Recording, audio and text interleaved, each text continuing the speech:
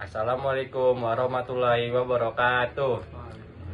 Perkenalkan, nama saya Ardi Pratama Saputra dari TK 1D. Saya Imam Munandar dari TK 1D. Saya Gilang Ramadan Lubis dari TK 1D. Saya Muhammad Ihsan dari TK 1D. Kami ingin mempresentasikan hasil kelompok kami tentang HP atau telepon genggam.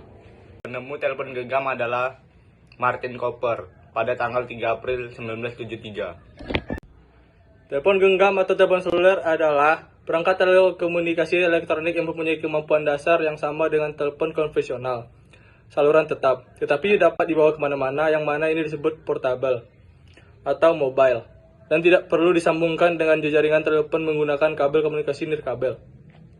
Manfaat smartphone. Adapun manfaat smartphone sebagai berikut.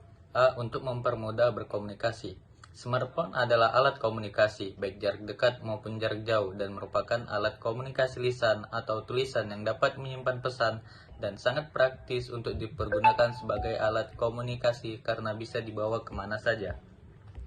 B. Untuk meningkatkan jalinan sosial. Di samping sebagai alat komunikasi, smartphone tersebut dapat berfungsi untuk meningkatkan jalinan sosial karena dengan smartphone, seseorang bisa tetap berkomunikasi dengan saudara yang berada jauh agar selalu menjaga silaturahmi.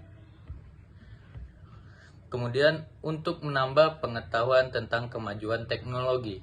Alat komunikasi smartphone merupakan salah satu buah hasil dari kemajuan teknologi saat ini. Maka smartphone tersebut dapat dijadikan salah satu sarana untuk menambah pengetahuan siswa tentang kemajuan teknologi, sehingga siswa tidak dikatakan menutup mata akan kemajuan di era globalisasi saat ini.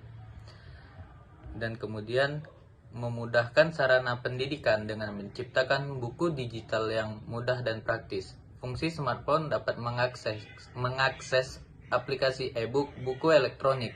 Tujuannya sebagai sumber materi pelajaran. Sumber belajar tidak hanya dapat dari buku fisik, melainkan ada yang berbentuk digital. E. Sebagai penghilang stres. Salah satu manfaat tambahan dari smartphone yaitu sebagai alat penghilang stres. Seperti telah diungkapkan sebelumnya, bahwa handphone saat ini memiliki fitur yang sangat lengkap seperti MP3, video, kamera, permainan, televisi, radio, dan ruang chattingan.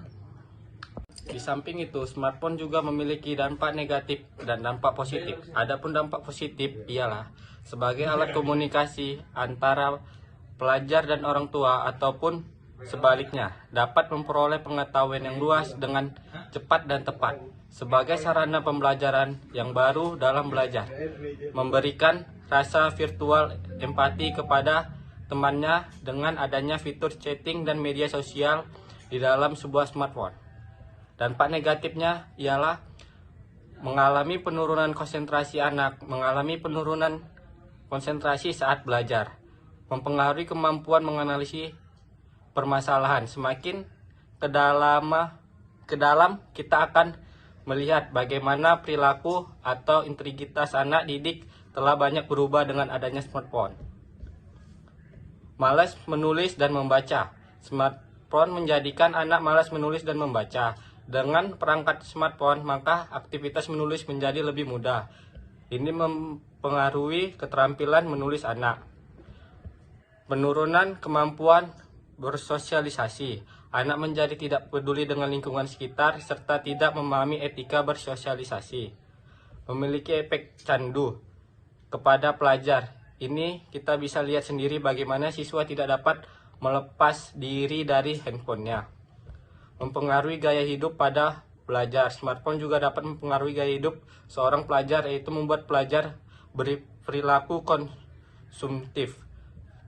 Smartphone dijadikan sarana berbuat curang. Masalah lebih memprihatinkan lagi adalah dalam menjawab soal ulangan dengan bantuan teman lewat SMS ataupun chatting di layanan smartphone. Sekian hasil presentasi kami ucapkan terima kasih. Wassalamualaikum warahmatullahi wabarakatuh. Waalaikumsalam.